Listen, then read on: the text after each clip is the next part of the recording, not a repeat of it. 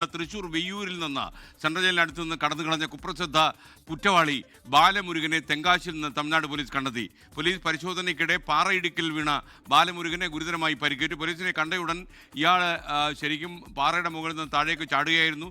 ബാലമുരുകന്റെ 15 metre അകലത്തിൽ Tamil Nadu police എത്തി. ഇത് കണ്ട ഇയാൾ പാറയുടെ മുകളിൽ നിന്ന് താഴേക്ക് എടുത്ത് ചാടി. ഇയാൾക്ക് നന്നായിട്ട് മുറിവേറ്റിട്ടുണ്ട്. പക്ഷേ ഇയാളെ കണ്ടെത്താൻ ഈ രാത്രിയിൽ ബുദ്ധിമുട്ടാണെന്ന് തമിഴ്നാട് പോലീസ് പറയുന്നു. ഇതിന്റെ കൂടുതൽ വിശദാംശങ്ങളുമായിട്ടാണ് ഈ ബാലമുരുകന്റെ പ്രശ്നം പ്രേക്ഷകർക്കായി അവതരിപ്പിച്ച സൂരജ് സജി നമുക്കൊപ്പം തൃശ്ശൂരിൽ നിന്ന് ചേരുന്നത്.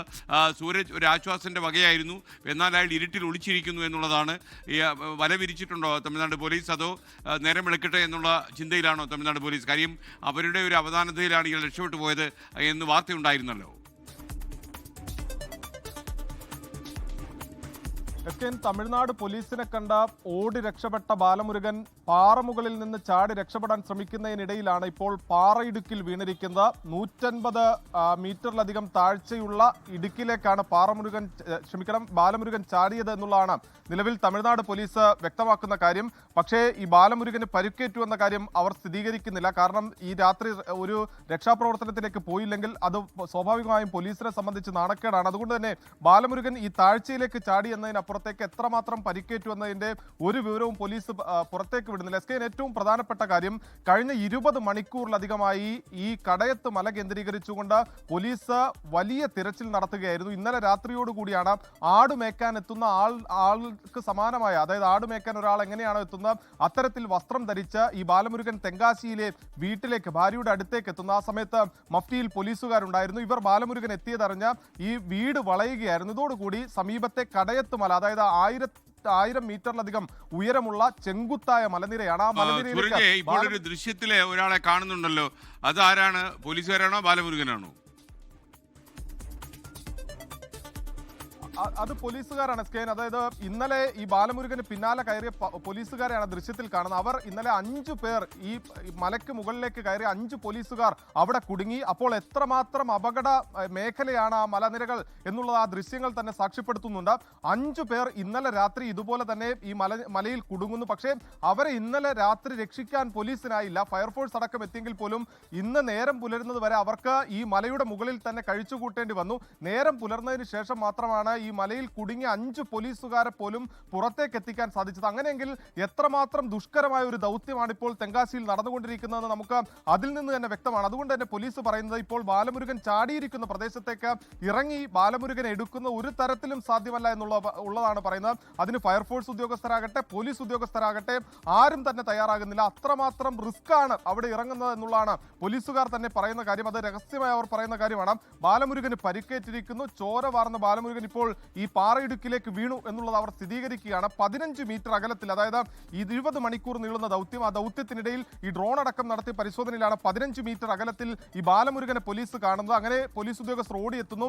നിർവാഹമില്ലാതെ തൊട്ട് താഴെ പാറയിടുക്കിലേക്ക് ബാലമുരുകൻ എടുത്ത് ചാടുകയായിരുന്നു. പക്ഷേ ഈ രാത്രി സമയമാണ്, അതുകൊണ്ട് തന്നെ ഈ പാറയിടുക്കിലേക്ക് ഇറങ്ങാൻ കഴിയില്ല. ഇപ്പോൾ പോലീസിന്റെ മുന്നിലുള്ള ഏക പോംവഴി എന്ന് പറയുന്നത് ഈ നൈറ്റ് വിഷൻ ഡ്രോൺ ഉപയോഗിച്ചുകൊണ്ട് ഈ പാറയിടുക്കിലേക്ക് ഇപ്പോൾ ഈ ഡ്രോൺ ഇറക്കി എത്ര താഴ്ചയിലാണ് ബാലമുരുകൻ കിടക്കുന്നത് എന്ന അടക്കമുള്ള കാര്യങ്ങൾ കണ്ടെത്താനുള്ള ഒരു ശ്രമമാണ് പോലീസ് നടത്തുന്നത്. എന്തായാലും ഈ രാത്രി രക്ഷാപ്രവർത്തനം നടക്കില്ല എന്നുള്ളത് പോലീസ് അടിവരയിടുന്നുണ്ട്. അങ്ങനെയെങ്കിൽ നാളെ മാത്രമായിരിക്കും ബാലമുരുകനെ ഈ പിടികൂടുന്നതിന് വേണ്ടിയുള്ള രക്ഷാദൗത്യത്തിലേക്ക് പോലീസ് കടക്കുക. 90 കേസുകളാണ് കേരളത്തിലും തമിഴ്നാട്ടിലുമായി ഈ ബാലമുരുകന്റെ പേരിലുള്ള, അത് മോഷണ കുറ്റങ്ങളുണ്ട്, അനുബന്ധ കേസുകളുണ്ട്. അങ്ങനെ തമിഴ്നാട്ടിലും കേരളത്തിനെയും അടക്കം വിറപ്പിച്ച കുപ്രസിദ്ധ കുറ്റവാളിയാണ് ബാലമുരുകൻ.